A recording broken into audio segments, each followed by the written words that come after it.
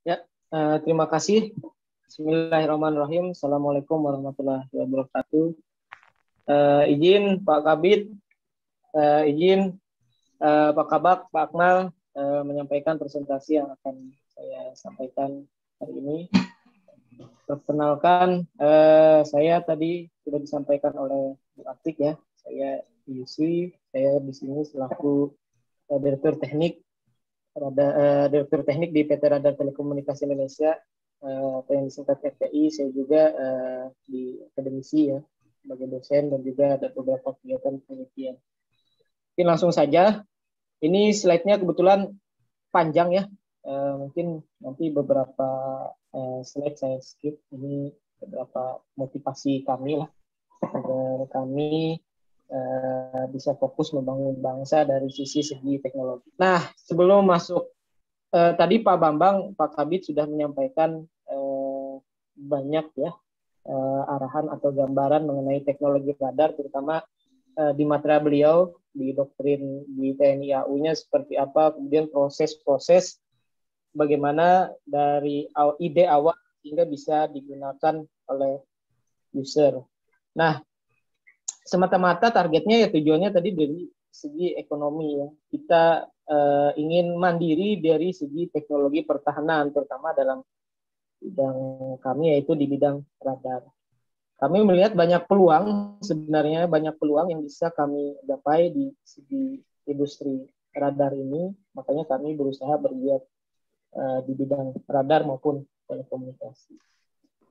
Nah, seperti apa yang disampaikan oleh Pak Bambang tadi awalnya, untuk mendukung kebutuhan industri dalam negeri agar tidak banyak membeli radar dari negara luar, terutama dari negara-negara Amerika, Eropa, dan lain-lain. Nah, kita ingin mandiri di bidang teknologi tersebut. Mungkin saya skip saja.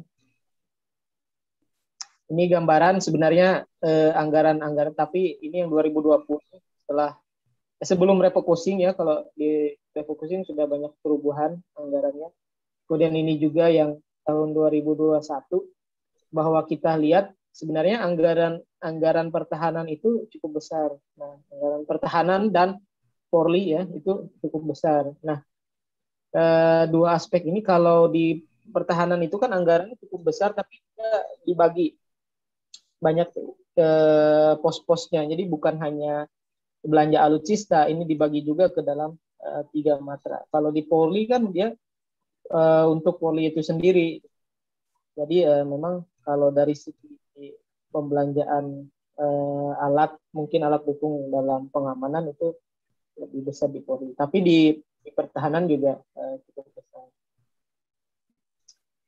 Nah, ini kebutuhan radar sebenarnya.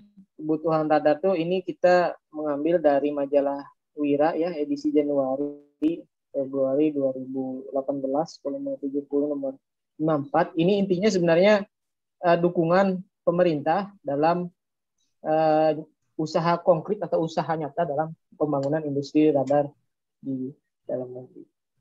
Nah, ini kami waktu itu mencoba mempetakan bahwa kebutuhan radar itu sebenarnya besar di Indonesia, karena Indonesia itu negara kepulauan. Dari militer aja, ini dari matra udara ya, itu membutuhkan radar. Kemudian matra laut juga membutuhkan radar untuk kapal, untuk coastal, dan lain-lain. Nah, kemudian untuk angkatan darat juga membutuhkan radar. Nanti seperti yang di tempat Pak Akmal itu, di Arhanud, kemudian di Armet itu butuh radar dia dalam melakukan pertahanan keamanan. Nah, selain di militer juga sipil butuh radar di bandara dan lain-lain. Radar cuaca di BMKG itu ada radar cuaca. Kemudian juga di polisi juga itu ada kapal-kapal patroli itu butuh radar. Kemudian di KKP kapal-kapalnya juga KKP Bakamla itu banyak. Nah, ini kita coba analisis pasar. Kalau saya akan berbicaranya dari segi industri sebenarnya, dari segi industri artinya di mana kami melihat posisi kami sebagai industri untuk bisa menjual produk yang kami buat. Ini potensi pasarnya cukup besar ya, cukup banyak. Tadi di angkatan dan juga di kementerian-kementerian lainnya, di Kemhub juga. Nah, ini tadi pokok pemikiran pembangunan industri radar. Jadi pemerintah itu sudah jauh-jauh hari sudah memikirkan untuk mandiri di bidang radar agar tidak ketergantungan. Selain ketidakketergantungan, kemudian juga kerahasiaan itu yang penting. Kalau kita beli dari luar, itu tingkat kerahasiaannya bisa dipertanyakan karena kita tidak tahu ada komunikasi apa yang ditanamkan di dalam radar yang dijual dari luar kita, sehingga mereka akan dapat mengetahui informasi yang ada di negara kita. Nah, ini saya cuplik juga dari KKIP ya, KKIP Kemhan, sejarah industri pertahanan di Indonesia itu dimulai dari dulu ya hingga sampai sekarang, itu lahirnya industri pertahanan nasional. Nah, kalau kita ingin bergiat di industri pertahanan, kita harus mendapat atau mengantongi izin dari Kementerian Pertahanan. Nah, izin itu berupa surat penetapan industri pertahanan. Kalau tidak ada surat industri pertahanan itu atau disebut dengan INHAN, biasanya agak susah kalau kita ingin bekerja di bidang pertahanan di TNI dan di Kemhan dan di TNI. Jadi harus memiliki surat INHAN terlebih dahulu. Nah, ini kriteria ya atau tujuh apa namanya ya, tujuh kegiatan atau tujuh fokus yang akan tujuh fokus yang ada di Kementerian Pertahanan, tujuh fokus bidang di Kementerian Pertahanan itu pertama di Propelan, Roket, Rudal, Medium Tank. Nah, radar, makanya radar ini termasuk dalam tujuh pokok dari kebutuhan pertahanan di bidang militer ya, di radar, kemudian kapal selam dan pesawat tempur. Nah, seperti yang disampaikan Pak Bambang Edi tadi, tahun ini kita juga sedang ada kegiatan radar nasional ya, itu membuat radar DCI terdiri dari Balitbang Kemhan, kemudian dari PT LAN, kemudian dari Info Global, kemudian dari ITB dan dari kami di FPI. Nah, itu kita mendukung salah satu kebutuhan Indonesia dalam pertahanan udara di bidang radar. Nah, ini kriterianya ya. Jadi ada teknologi tinggi, kemudian jangka panjangnya, lintasan pemerintah, kemudian bernilai strategis. Jadi bernilai, kemudian aspek kelayakan ekonomi, kemudian ahli teknologi. Nah, ini kalau kita merujuk ke dalam teknologi kemandirian ya, jadi ada 5 faktor sebenarnya yang harus kita perhatikan. Pertama, regulasi yang sedang dibuat oleh pemerintah atau yang digunakan di negara kita, regulasinya seperti apa. Kemudian TKDN ini tingkat komponen dalam negeri. Nah, berkaitan dengan TKDN ini pasti merujuk dengan regulasi yang sudah ditetapkan. Seperti tadi desainnya seperti apa, yang dibutuhkan user itu seperti apa, kemudian sertifikasinya seperti apa, kemudian operasi dan maintenance-nya seperti apa nanti setelah adanya atau lahirnya suatu produk yang dihasilkan oleh teknologi kemandirian ini. Kemudian dari segi maintenance-nya, nah kalau beli dari luar itu maintenance-nya kan repot. Kalau rusak, misalkan sudah di luar waktu garansi lebih dari 1 tahun misalkan, itu kalau kita panggil teknisi dari luar kan biayanya cukup mahal, dalam dolar bisa $1.000 per hari. Nah, sedangkan kalau buatan dalam negeri ya kita tinggal memanggil saja untuk engineer-nya dalam melakukan perbaikan dari radar yang rusak tersebut. Nah, SDM ini tidak kalah penting, makanya kita dari segi industri sangat membutuhkan universitas-universitas yang melahirkan SDM siap pakai dalam industri radar maupun telekomunikasi.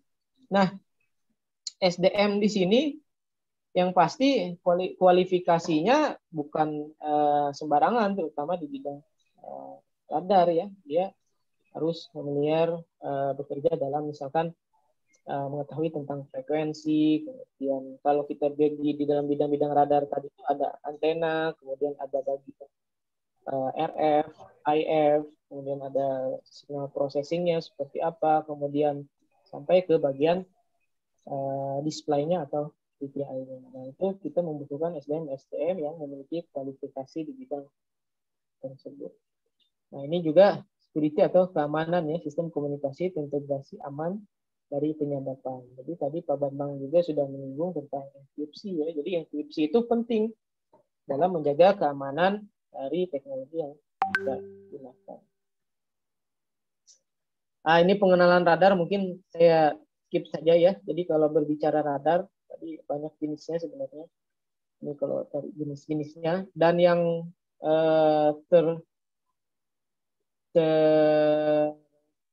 teknologi tertinggi saat ini adalah untuk elektronik beamforming ya, kalau biasa kita sebut dengan AISA.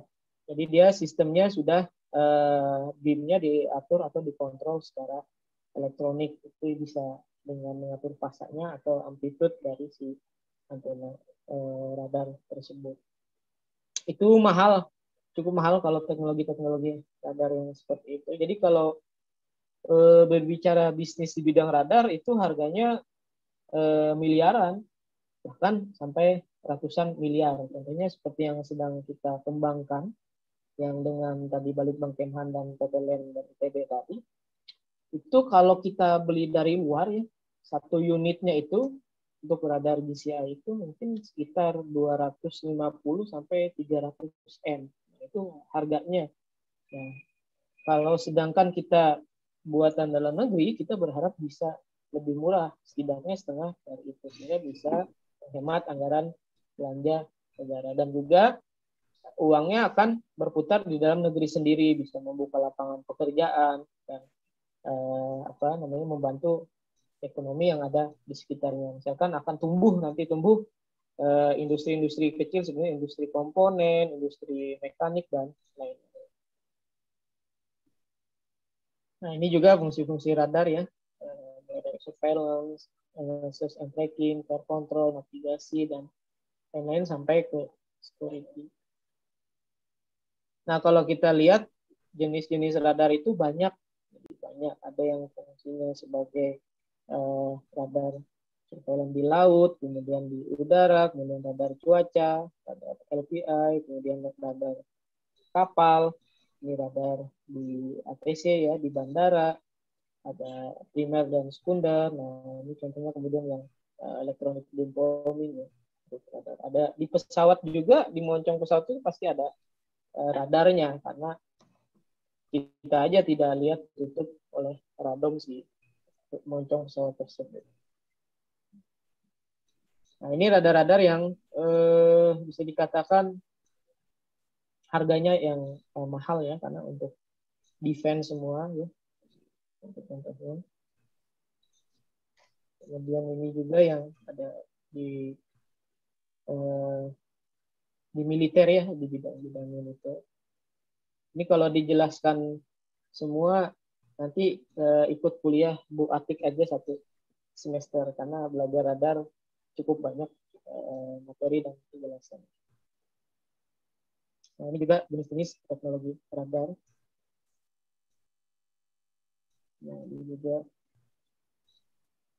sampai yang bisa mendeteksi ke dalam permukaan tanah. Nah, ini kalau saya skip aja, mungkin ini frekuensi-frekuensi kerjanya ya. Nah, biasanya radar itu diklasifikasikan berdasarkan fungsi dan kegunaannya. Ada yang fungsinya untuk search ya, jadi search itu di frekuensi rendah, itu di bawah S-band lah. S-band masih masuk untuk, karena dia jaraknya bisa sangat jauh kalau untuk yang frekuensi rendah, karena kan berkaitan dengan lambdanya atau panjang gelombangnya yang dihasilkan dari frekuensi yang dikerjakan oleh teknologi radar tersebut.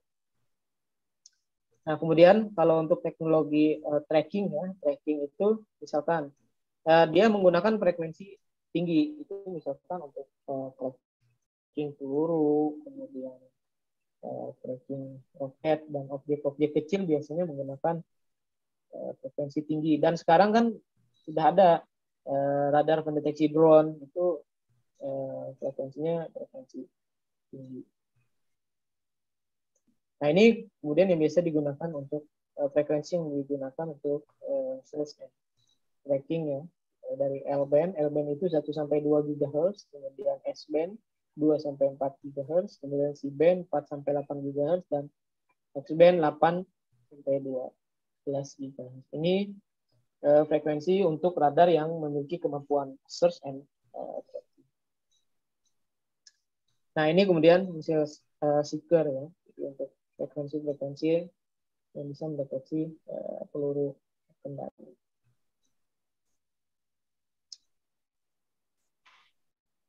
Nah, tadi sekilas tentang radar.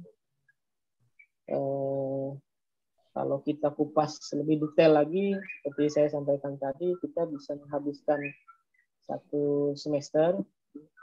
Jadi saya hanya memberikan gambaran-gambaran secara umum saja. Nah, ini saya bercerita industri yang kami bangun ya, industri yang bergerak di bidang radar, telekomunikasi dan elektronika pertahanan. Jadi kalau bercerita dulu, industri yang kami bangun ini, kalau teman-teman pernah lihat meme ya, ada meme gitu videonya bahwa industri wirausaha itu mudah teman-teman, asal tidak dimulai dari nol. Itu sebenarnya joke itu benar juga gitu. Kalau dimulai dari nol ya sulit, terutama di bidang seperti kami di bidang radar. Kami harus, kalau dari nol ya kami harus mempersiapkan satu pasti finansialnya, keuangannya, modalnya seperti apa nih untuk membangun industri. Kedua, kita harus memiliki fasilitas yang mendukung seperti tempat workshop, alat ukur, kemudian fasilitas-fasilitas lainnya, alat mekanik, CNC dan lain-lain.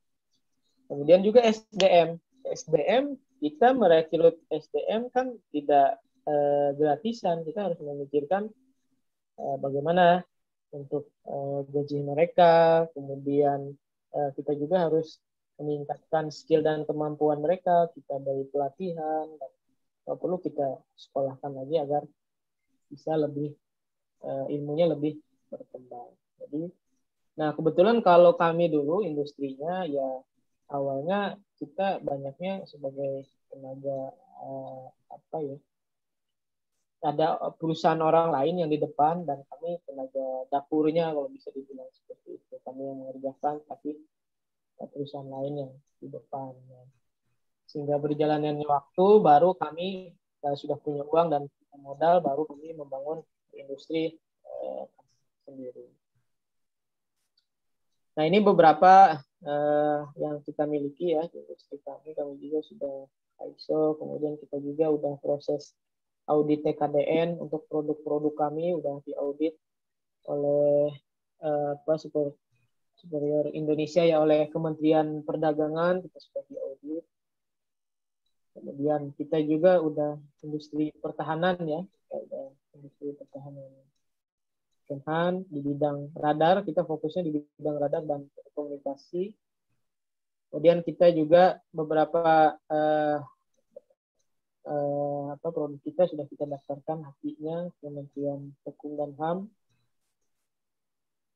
Nah, ini kalau ini kira-kira sebenarnya bisnis networknya dari kami ya. Jadi kami punya plan atau punya gambaran seperti apa sih bisnis networknya. Nah, ini kami posisinya di industri. Ini posisi kami di industri. Kami tidak mungkin bisa berdiri sendiri tanpa adanya partner network. Satu partner network itu dalam dukungan riset, misalkan dari Litbang itu ada Balitbang Kemhan, kemudian ada Dislitbang TNI AD, Dislitbang TNI Angkatan Laut, Dislitbang TNI AU, dan juga Litbang Han yang ada di masing-masing satuan TNI. Kemudian kita juga ada riset partner ya, itu PPT LIPI. Kemudian kita juga punya academic partner, itu kemudian juga kita ada industri partner.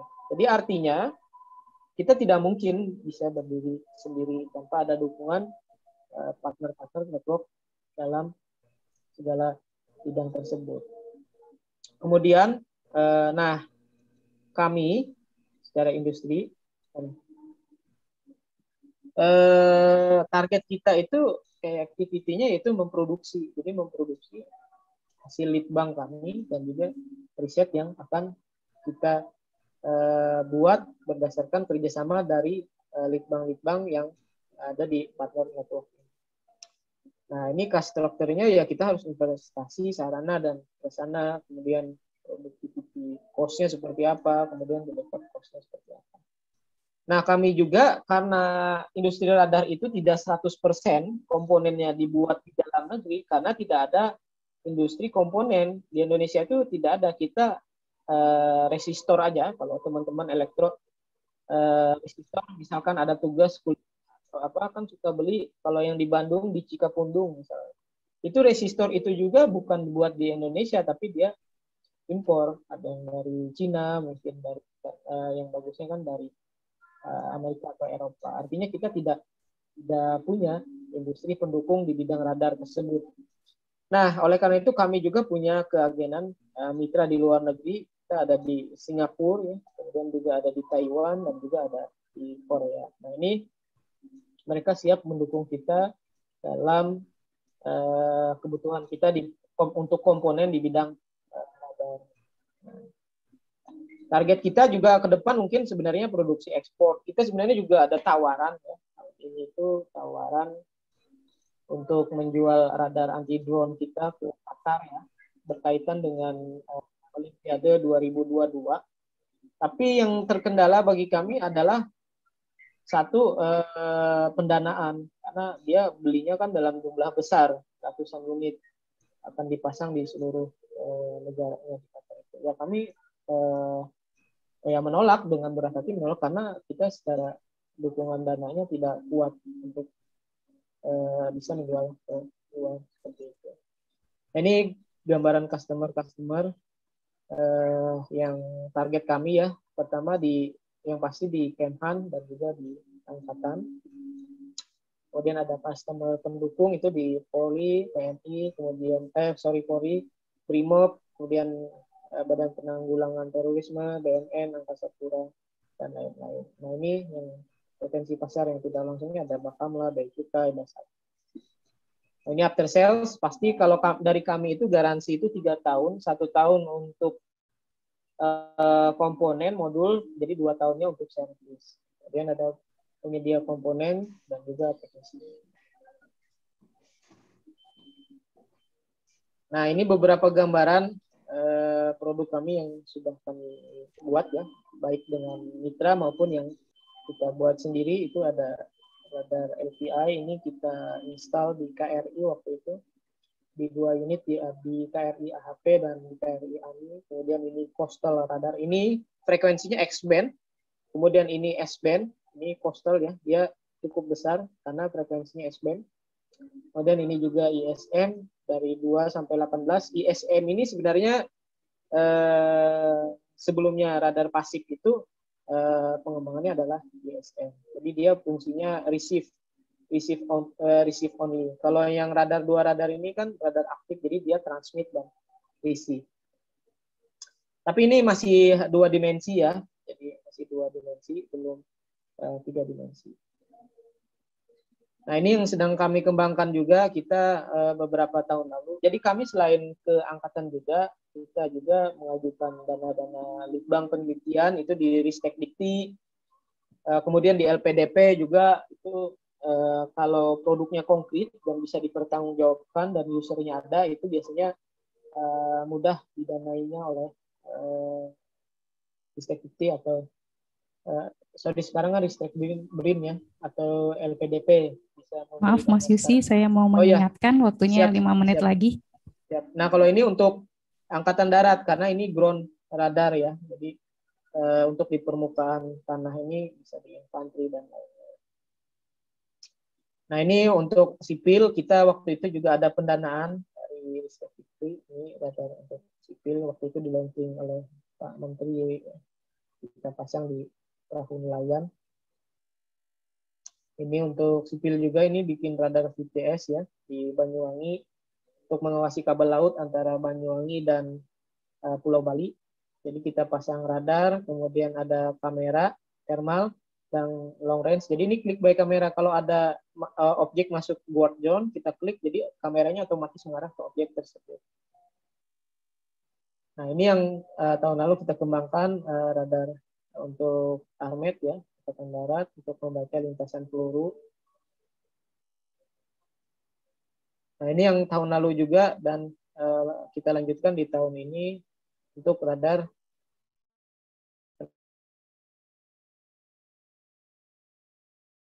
deteksi ODS. Ini bagian interiornya. Kemudian ini sebenarnya video, karena waktunya mepet, saya skip saja. Nah, ini yang di TNI AU, kita dukungan lokal konten untuk di radar approach ya.